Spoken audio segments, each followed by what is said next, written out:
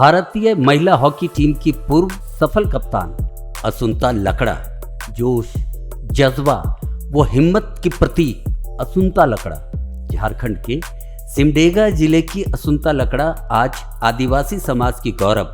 अपनी प्रतिभा के दम पर अंतर्राष्ट्रीय पहचान बनाने वाली असुंता लकड़ा भारतीय महिलाओं की प्रेरणा बन चुकी हैं। असुंता, आपके साहस, ऊर्जा व उत्साह को सलाम। असुंता जी, बहुत बहुत स्वागत है आपका। धन्यवाद। आपको भी।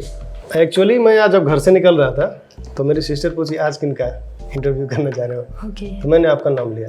तो एक्चुअली वो आपको जानती है, वो भी हॉकी खेलती है। बोले उनका करने जा रहे हो? हम बोले हाँ, तो थोड़ा संभाल के करना है।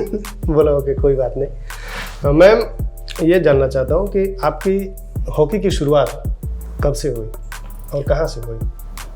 देखिए, मैं ऐसी जगह से बिलोंग करती हूँ जहाँ पे ना लाइट थी, ना रोड थी, कोई सुविधा नहीं थी। मैं ऐसी जगह गांव से बिलोंग करती हूँ और अगर मैं हॉकी खेलना चाहती हूँ या मैं आगे कोई भी क्षेत्र में आगे बढ़ना चाहती हूँ तो मेरे लिए चुनौतियाँ थी। और मैं एक लड़की हूँ तो मेरी एज भी आप देख सकते हैं कि मैं अगर 5वीं 6वीं क्लास में हूँ तो कितनी मेरी एज होगी। और अगर मैं मेरे अपने डिस्ट्रिक्ट सिमडेगा भी अगर तय करती हूँ तो मेरे लिए डिफ़िकल्ट है। रांची तो बहुत ज़्यादा दूर की बात है। तो ऐसी मुसीबत मेरे सामने थी जी। पर मैं एक ज़िद्दी लड़की हूँ और मुझे कोई चीज़ पसंद आ गया तो वो मैं अचीव करके रहती हूँ। तो मैंने हॉकी को चुना और क्योंकि मेरे घर में मेरे बड़े भाइयों ने हॉकी खेलना शुरू किया, मैंने उनको देखा, उनको देखकर मैंने शुरुआत की। हाँ। तो जस्ट इस तरह ही शुरुआत हुई मेरी। आपके हॉकी में आइडियल कौन रहे हैं? मेरे बड़े भाई बिमल लकड़ा। बिमल लकड़ा जी। हाँ, वो भी बड़े प्लेयर? हाँ बिल्कुल, वो भी इंटरनेशनल प्लेयर हैं। इंटरनेशनल प्लेयर है। हाँ। आपके घर में 4 लोग इंडिया खेल चुके हैं। बिल्कुल। मेरे दोनों बड़े भाई बिमल लाकड़ा एंड बीरेंद्र लाकड़ा, और दोनों की वाइफ हैं। जो बड़े भाई बिमल की वाइफ है कांतिबा, और जो बीरेंद्र लाकड़ा की वाइफ है वो पुष्पा प्रधान। जी। मैं उनके साथ world cup, Commonwealth, Asian games में उनके साथ खेली हूँ। अच्छा। और वो लोग मुझे गाइड भी करते थे क्योंकि वो मेरे सीनियर थे। तो उनके मदद से मैंने और हॉकी को मतलब हॉकी में मेरे को और जानने की मतलब मदद मिली, जिससे कि मैं आगे बढ़ सकी। ओके। एज ए वुमन आपको स्पोर्ट्स में आगे बढ़ने के लिए कितना कठिनाइयों का सामना करना पड़ता है? बिल्कुल, जैसे मैंने पहले भी बोला कि एक लड़की को अगर कोई स्पोर्ट्स चुनना हो और स्पोर्ट्स पे अगर जाती है तो उसके लिए अगर हम जिस समाज से बिलोंग करते हैं, कोई भी समाज से बिलोंग करते हैं, हमारा समाज लड़कियों को थोड़ी सी अलग नज़र से देखते हैं। पहले ऐसा था, अभी भी थोड़ा लेकिन चेंजेस देखने को मिलता है।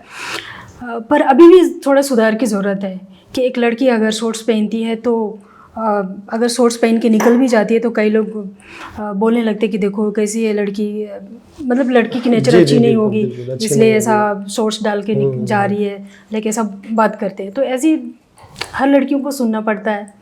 और वो जो लड़की को अगर समझ आ गया कि मुझे आगे बढ़ना है तो वो सब बातों को वो छोड़ देती है, अनदेखा करती है और आगे चलती है। आपका बचपन कैसा था मैम?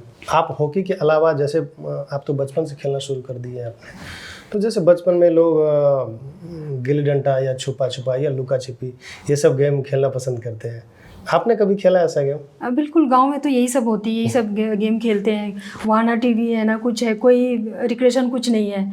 तो वैसे हॉकी भी जस्ट खेलते थे गांव में। बरसात के दिन में जो शरीफा का फल होता है उससे खेलते थे। बॉल तो मिलती नहीं थी, स्टिक भी नहीं मिलती थी। जो खजूर का जो थोड़ा बेंच सा होता था उसको छील के, या फिर बकरी हम ले गए जंगल में या बैल ले गए जंगल पे चराने के लिए, तो तब हमें कोई बेंड सा लकड़ी मिला तो उसको काट के फिर लेके आते थे। या हल्का वो बेंड है तो उसको लाके फिर बेंड करते थे घर पे, बांध के रस्सी से या कैसे भी करके फिर उसको तैयार करते थे। उसी से हम खेलते थे लकड़ के स्टिक से। तो ऐसे ही, क्योंकि हमारे मम्मी पापा किसान हैं, उनके पास अगर हम अच्छी स्टिक लेनी चाहिए, हॉकी स्टिक लेना चाहें तो पैसे नहीं है। और भी पैसे भी अगर लेना है तो धान जो चावल जो खाते हैं उसी को बेचकर फिर पैसा लेके फिर वो स्टिक खरीद सकते हैं। आपने जैसा बताया आपके फादर किसान हैं और आपको भी आइडिया है थोड़ा किसानी का क्या? बिल्कुल, मैं अगर गांव जाती हूँ तो मैं, क्योंकि गांव से जुड़ी हुई हूँ अभी भी, मुझे हर सीज़न में मुझे गांव का कुछ ना कुछ चाहिए होगा। कोई भी फल फूल जो भी होता है वो मेरे को पसंद है, मैं स्पेशल गांव जाती हूँ। जैसे अभी रुगड़ा का सीज़न है, वो रुगड़ा भी मैं खाने के लिए गांव जाती हूँ। अच्छा। तो जैसे अभी कई बार पेपर में आप पढ़ते होंगे जो लाल चींटी का जो अंडा होता है वो मेरा फेवरेट है, तो मैं वो भी गांव खाने के लिए मैं जाती हूँ, स्पेशल मैं उसके लिए जाती हूँ। तो मेरा गांव से बहुत ज़्यादा लगाव है। और शायद मैं गांव नहीं बोलूँगी, क्योंकि मैंने अभी कुछ देर पहले हम मैडम से मिले थे तो बातें कर रहे थे, तो मैंने उनको बताया कि मैं जब भी फ़ॉरेन जाती थी तो मेरा इंतज़ार रहता था कि कब खेल के वापस आएंगे और घर वो पहुँच के फिर हम गाँव जाएंगे, मतलब रांची पहुँच के फिर गाँव जाएंगे। जब भी हम रांची लैंड करते थे हम क्लैप करते थे कि हम अपने घर पे पहुँच गए। तो गांव से बहुत ज़्यादा लगाव है। मैम खाने की बात हुई, आपका फेवरेट डिश क्या है ऐसे? वैसे हम तो नॉर्मली राइस ही खाते हैं ना, राइस जो नमक डाल के और मतलब बासी भात और वो जो टमाटर चटनी आग में डाल के जो बनाते चटनी, थोड़ा नमक मिर्ची और थोड़ा 1-2 लहसुन डाल के, वो मेरा फेवरेट है। हाँ, अभी खाते हैं आप? बिल्कुल। मैम जब आपकी फैमिली में 4 मेंबर स्पोर्ट्समैन हैं और सुना है सिमडेगा में बहुत सारे हॉकी प्लेयर हैं, सिमडेगा की मिट्टी में ऐसा क्या खास है जो इतने हॉकी प्लेयर आते हैं और इंडिया को रिप्रेजेंट करते हैं? बिल्कुल,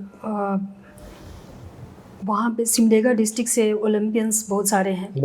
हाँ, तो देखिए गांव में क्या है, सिमडेगा एरिया में ऐसा है क्योंकि खेत में काम करते, उसके अलावा और कुछ भी नहीं है वहाँ।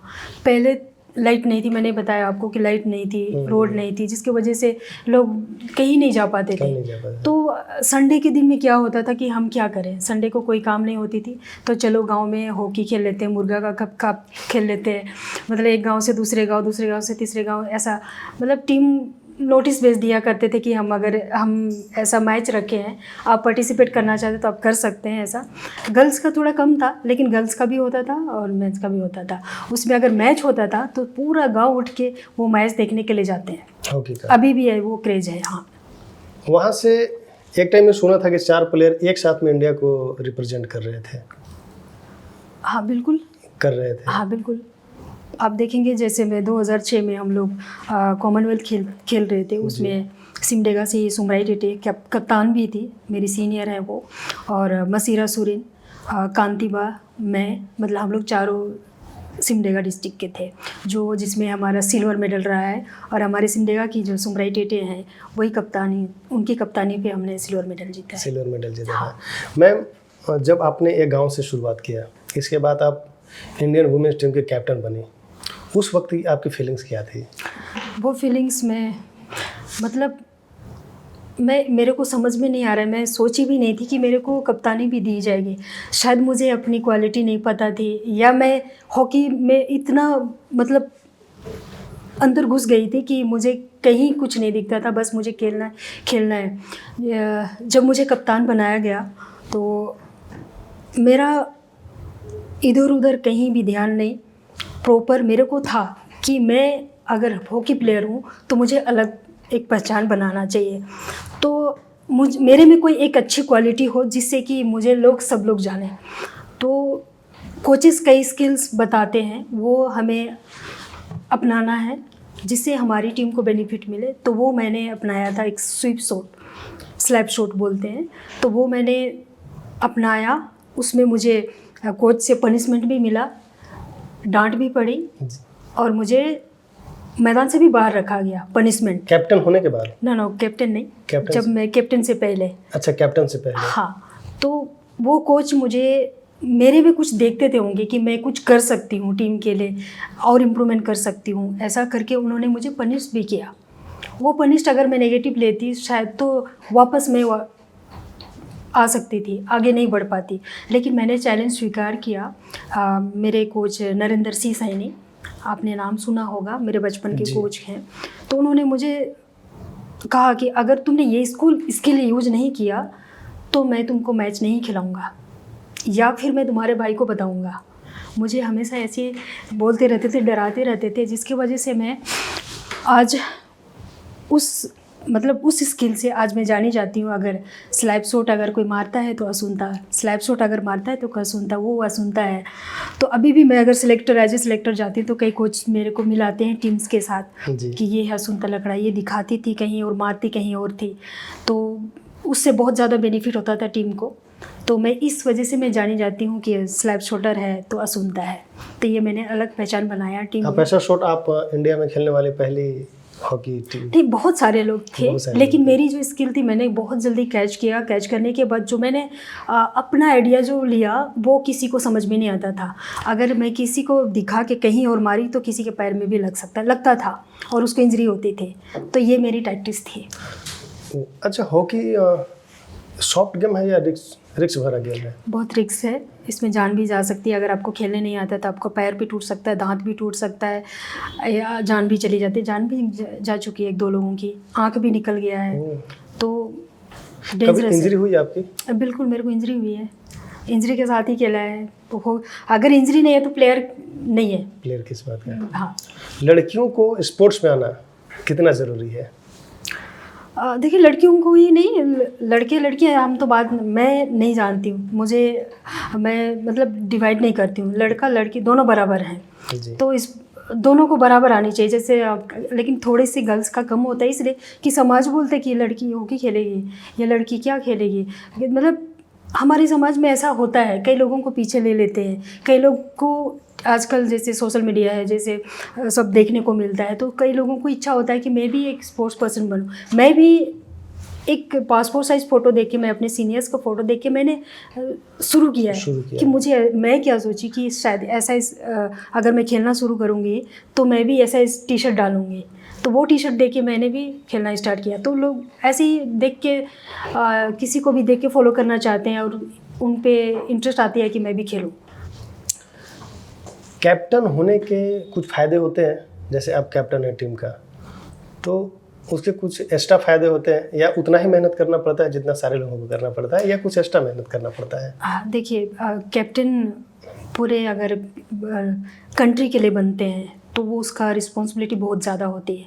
खुद से खेलना और दूसरे को भी खिलाना, टीम को कैसे रखना, हर एक मतलब पूरा कंट्री से जितने भी प्लेयर आते हैं वो डिफरेंट समाज मतलब इलाके से आते हैं। भाषा अलग होगी, उनका रहन सहन अलग होगी, उनका माइंडसेट थोड़ा सा अलग होगी। तो उनको सेट करना, उनके साथ आप कैसे घुल मिल के रहना, उनको कैसे उनसे बेनिफिट लेना कि उनको कैसे खिलाऊंगी या उनको कैसे मैं रखूंगी तो वो मोटिवेट होंगे और फिर टीम को बेनिफिट होगा। तो इस तरह कैप्टन का जिम्मेदारी होता है। या प्लेयर खाना खाया नहीं खाया तो वो कैप्टन का कई बार ऐसा हो जाता है, किसी को इंजरी हो गया तो कैप्टन जाके उसको मोटिवेट करे नहीं जाके कर सकते। तो ऐसी जिम्मेदारियाँ होती है। एज ए कैप्टन, जैसे आपने बताया कि अलग अलग स्टेट से प्लेयर जो आती है, भाषा अलग होती है, खान पान अलग होती है, सारी चीज़ें उनकी अलग होती है। एज ए कैप्टन सारे प्लेयर को हैंडल करना कितना मुश्किल होता है?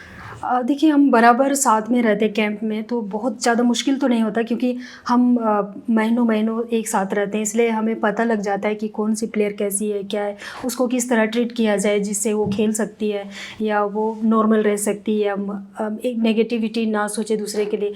तो एक दूसरे को हम लोग मोटिवेट करते हैं। कुछ टाइम के लिए डिफ़िकल्ट रहता है क्योंकि वो हरियाणा की, वो झारखंड की, उड़ीसा की, मणिपुर, वो लाइक ऐसा होता है। लेकिन कुछ टाइम में आके ऐसा हो जाता है कि हम लोग एक दूसरे में, क्योंकि वही एक परिवार बन जाता है। हाँ, तो एक दूसरे को समझने लगते हैं और एक दूसरे को मदद करते, एक दूसरे के साथ कदम से कदम मिला के चलते हैं। सुंदर जी, किस स्टेट के प्लेयर ज़्यादा फनी होते हैं? कोई भी स्टेट से हो सकते हैं। देखिए ये तो नेशनल है ना कि हम नहीं बोल सकते कि हरियाणा की फ़नी हो सकते हैं या झारखंड की फ़नी हो सकते हैं। तो कोई भी स्टेट से 1-2 निकल ही जाते हैं फ़नी। किस स्टेट के प्लेयर ज़्यादा फूडी होते हैं, खाने के शौकीन? सभी होते हैं। सभी होते हैं। सुंदर जी, किस कंट्री को हराना मुश्किल होता था आपके टाइम? देखिए मुश्किल टीम तो हमारी टीम ही होती है मेरे नज़र से जी। लेकिन कई बार हमें यूरोप टीम को सामना करना थोड़ा मुश्किल होती थी और हम सामना कर लेते थे, ज़रूर हारते थे लेकिन सामना कर लेते थे। अब वो चेंज हो रहा है, अब हम उनको हराते हैं। हराते हैं। हाँ, कभी हराते हैं, कभी बिल्कुल बिल्कुल। वो हमें हरा लेते हैं। तो ऐसा होता है क्योंकि ये गेम है, तो वो कोई भी जीत सकता है, कोई भी हार सकता है, ये है। किस टीम को हराना बहुत इजी होता था, आसान, जैसे अरे चलो इसके साथ है?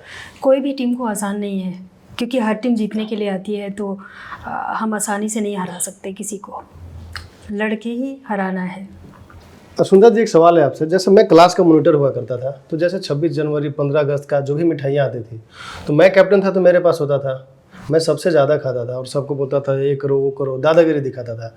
आप जब कैप्टन थी तो कभी आपने ऐसे दादागिरी दिखाया? मैंने दादागिरी तो नहीं दिखाया, लेकिन कई बार ऐसा था कि अगर आप एक कैप्टन हो टीम के और आपके टीम में जूनियर प्लेयर हैं, तो वो आपको इतना रेस्पेक्ट करते हैं ना कि आप उसका शायद कभी कभी गलत फ़ायदा उठाते हैं।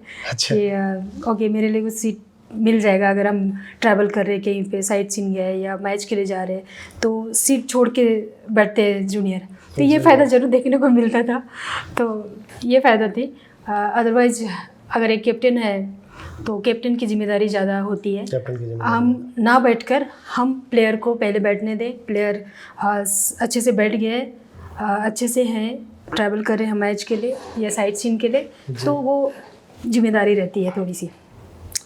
और आप मूवी देखती हैं, फिल्में देखती हैं आप? थोड़ा, बहुत ज़्यादा नहीं। आपने तो चक दे इंडिया जरूर देखा होगा। हाँ, वो देखा मैंने।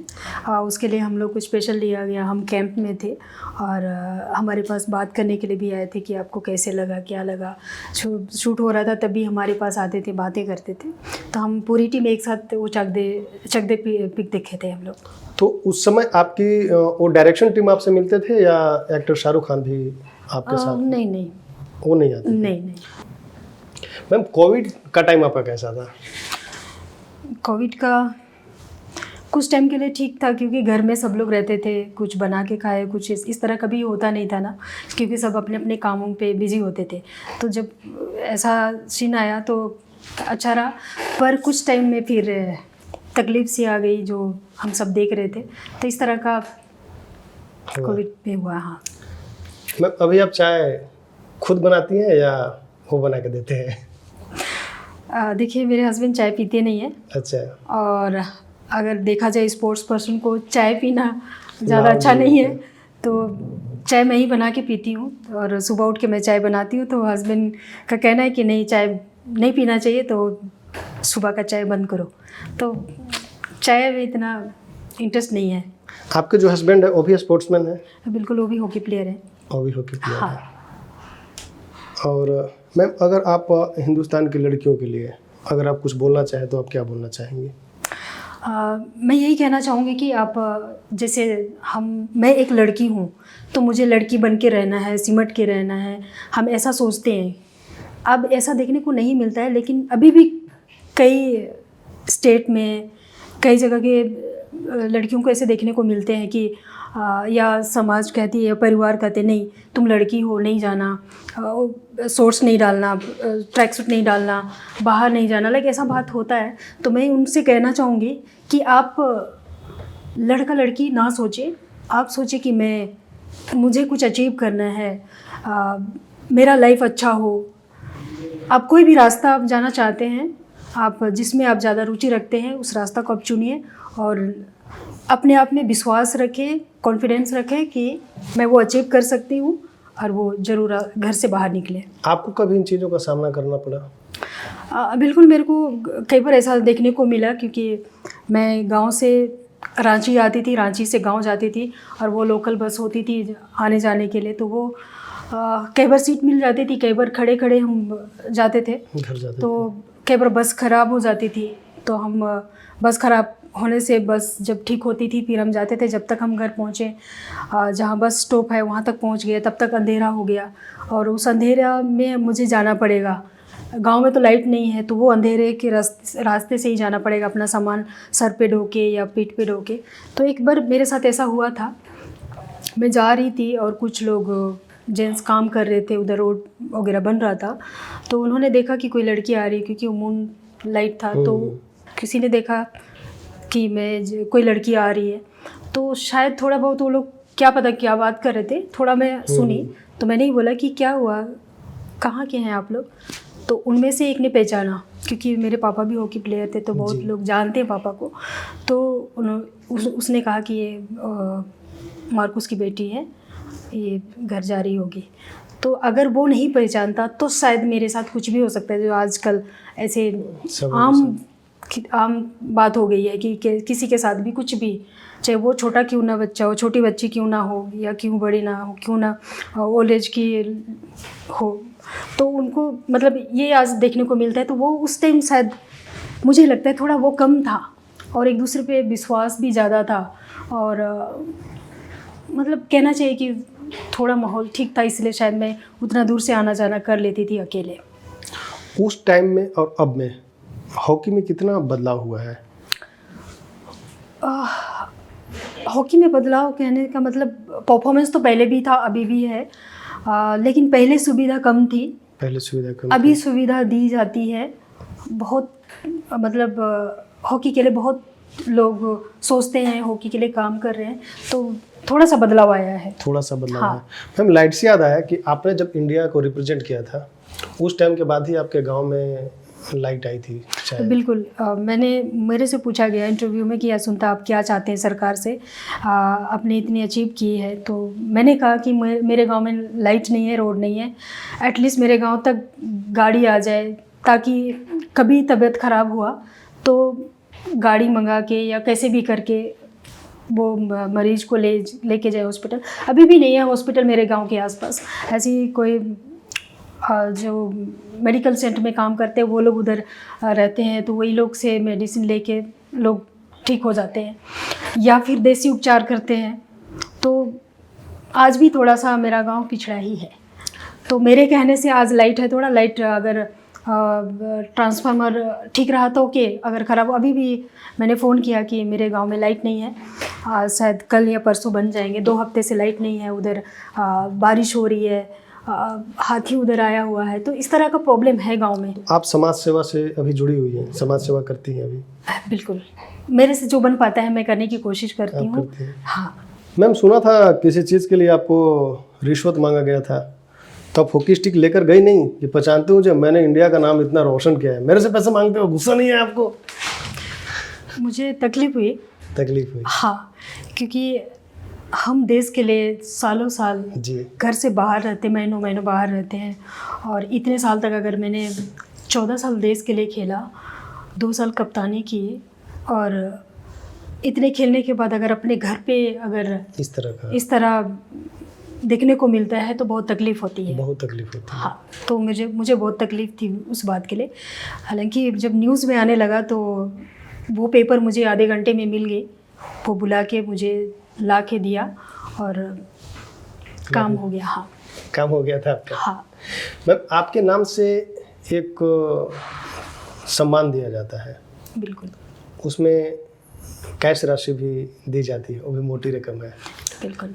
तो जब किसी प्लेयर को मिलता है तो आपको कमीशन देता है कि मैम ये अवार्ड आपके नाम का है, थोड़ा आप भी रख लीजिए? नहीं, ऐसा नहीं होता है, क्योंकि वो अपकमिंग प्लेयर होता है, उसको मेरे नाम से अवार्ड दिया जाता है। मुझे बहुत खुशी होती है कि मैं जो देश के लिए उभरती हुई खिलाड़ी है उसको ये मेरे नाम से अवार्ड दिया जाता है। आज तक इतिहास में ऐसा नहीं हुआ कि किसी लेडीज़ के नाम से अवार्ड दिया जाता है। तो फर्स्ट लेडी मैं हूँ जो मेरे नाम से अवार्ड दिया जाता है। वो मुझे कभी 10 लाख की चेक नहीं मिली, पर मैं जब 10 लाख की चेक अपने नाम से उनको मैं देती हूँ तो मुझे बहुत गर्व फील होता है। हाँ।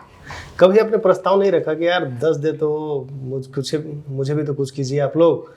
मेरे नाम से दिया जाता है, मेरे हाथों से दिया जाता है, मेरे सामने दिया जाता है, इसमें से मेरा कुछ भी नहीं है। नहीं, वैसे ऑफिशियली अगर हम वैसे मिलते हैं अवार्ड के बाद तो बात कर लेते हैं।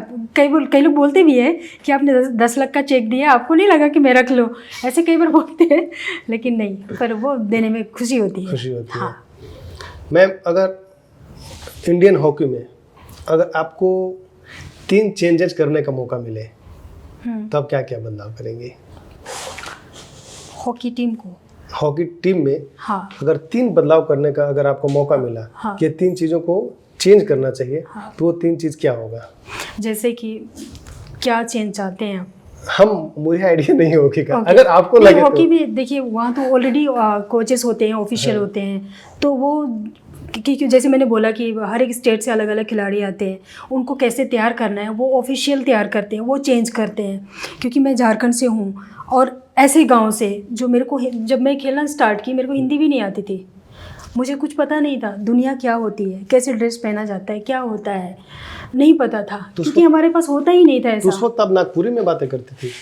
नागपुरी में नहीं, थोड़ा मिक्स बात करते थे। अभी भी कभी कभी ऐसा हो जाता है, क्योंकि हमारी गांव में पढ़ाई हुई, उसके बाद में फिर थोड़ा बेसिक्स थोड़ा वो रहता है, तो धीरे धीरे हम एक दूसरे से ही सीखते हैं।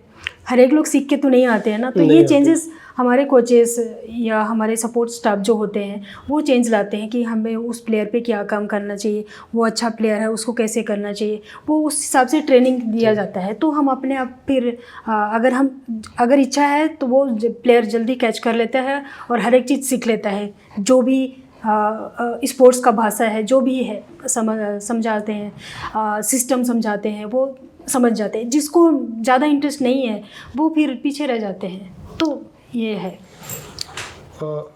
सुंदर जी, MS धोनी जो फॉर्मर कैप्टन है इंडियन टीम का, वो भी झारखंड से है। बिल्कुल। उनसे कुछ बातचीत होती है या आपस में मिलना जुलना होता है कभी? मैं हॉकी इंडिया लीग स्टार्ट हुआ था झारखंड में, तो हम फंक्शन में मिले थे। मैं कभी मिली नहीं थी और वही फर्स्ट टाइम मिली, और आज तक मैं मिली नहीं हूँ, पर उस टाइम हम दोनों ने बहुत बातें की कि मैं उनको बोली भी कि मैं आपसे मिलना चाहती थी, आज हम वैसे मिल गए। तो बोला हाँ हाँ मिलते रहेंगे, उन्होंने ऐसा भी कहा। और मेरे लिए खुशी की बात यह है कि जब मेरे को फर्स्ट टाइम सिलेक्टर बनाया गया, मुझे नहीं पता था कि मुझे सिलेक्टर बनाया जा रहा है। हॉकी इंडिया के प्रेसिडेंट नरेंद्र ध्रुव बात्रा ने वो कैप्टन सिलेक्टर अनाउंस किया धोनी सर के सामने, और उन्होंने कहा हाँ अच्छा ये सिलेक्टर हैं, तो उन्होंने कहा हाँ ये अब सिलेक्टर हैं हॉकी इंडिया की। तो वो मेरा पल बहुत अच्छा था और हम दोनों काफ़ी बात की है। मैडम, आपको शायद सिलेक्टर बनी थी, आप एक श्योर पद पे भी रही थी ना शायद? हाँ। सचिव या नहीं, हाँ सचिव मेरे को रखा गया था, लेकिन कुछ इशू की वजह से गवर्नमेंट का रूल जो होता है कि हम कंटिन्यू उसमें एसोसिएशन में नहीं रह सकते, तो उसकी वजह से मैंने वो नहीं लिया वो पद। बट मैं 9 साल से मैं as a selector hockey India में काम कर रही हूँ। 9 साल से? हाँ, मैं अभी भी, मैं 2 दिन के बाद भी मैं जाने वाली हूँ बेंगलोर। जूनियर इंडिया टीम का सिलेक्शन है, तो उस ट्रायल पे मैं जा रही हूँ सिलेक्शन के लिए। अभी आप हॉकी टीम का सिलेक्टर है? हाँ। सिमडेगा की असुंता, एक रांची की, और एक जो इंटरनेशनल बनी, ये तीनों में क्या डिफरेंस है? देखिए, एक साधारण से परिवार से आना, अपने गांव से रांची से विदेश तक जाना, ये आसान नहीं है एक खिलाड़ी के लिए या कोई भी क्षेत्र के लिए आसान नहीं है। और मैंने बार बार बोला है कि एक लड़की के लिए इतनी आसान नहीं है। तो ये चेंजेस के लिए अपने आप को आप कैसे तैयार करते हैं, आपको देखना है, लोगों से सीखना है। तो वो मैंने लोगों को देख के सीखा, मैं अपने सीनियर्स को देख के सीखा, दूसरे स्टेट की लड़कियों को देख के सीखा। जैसे अभी मैं शायद बात नहीं कर पाती, लेकिन हॉकी ऐसा है जो जितने भी हॉकी खिलाड़ी हैं ना, एक लड़की का लाइफ एकदम से चेंज कर देता है हर एक एंगल से। चाहे क्यों ना वो समाज में किस तरह रहना है, समाज के लिए कैसे बातें करना है, समाज के लिए काम करना है, या फिर कई सारे समाज के लिए जो भी काम करना है, या देश के लिए खेलना, देश के लिए सोचना। ये जैसे हम लोग कई बार ऐसा होता है ना कि हम दिखावा करते हैं, और दिखावा के लिए हम कई बार किसी के पास चपलूसी करते हैं, लेकिन ऐसा होता है कई लोगों के साथ के द्वारा ऐसा देखने को मिलता है। तो ये हम नेगेटिव को ले या पॉजिटिव को ले, ये भी चुनौती होती है। तो ये हम एक ऐसे मैंने सोच लिया कि मैं एक गांव की लड़की, मेरे को किस तरह रहना चाहिए जो कि मैं हर एक किसी के नज़र में अच्छी लड़की या अच्छी प्लेयर बन के रहूँ। तो ये मैंने अपने आप को बहुत चेंज किया है। तो ये मेरा जो लाइफ स्टाइल जो है हॉकी ने मेरे को चेंज किया, और आज मैं जो भी हूँ आपके सामने, ये हॉकी के द्वारा ही हूँ। Thank you ma'am. आप हॉकी के अलावा और क्या करना पसंद करती हैं आप? देखिए, वैसे मेरे को डांस करने का बहुत पसंद है। वैसे जैसे नागपुरी डांस होता है वो मैं बहुत डांस करती नागपुरी गानों पे? हाँ, और अभी भी करती हूँ। अगर कहीं भी म्यूज़िक हुआ तो मैं रुकती नहीं हूँ। और दूसरा है कि मैं शॉपिंग की बहुत ज़्यादा शॉपिंग का शौकीन बहुत शौक है हाँ। आपका। मैम, आपने सारी बातों को बहुत ही सरल तरीके से आपने बताया और आपसे काफ़ी कुछ सीखने के लिए मिला और बहुत दिल से धन्यवाद आपका। बहुत बहुत धन्यवाद आपका। आपने बड़ा ही कीमती समय अपना निकाला है और आप हंसते रहिए, मुस्कुराते रहिए, हमारा देश का नाम ऐसे ही रोशन करते रहिए। हम आपके लिए दुआ करते हैं।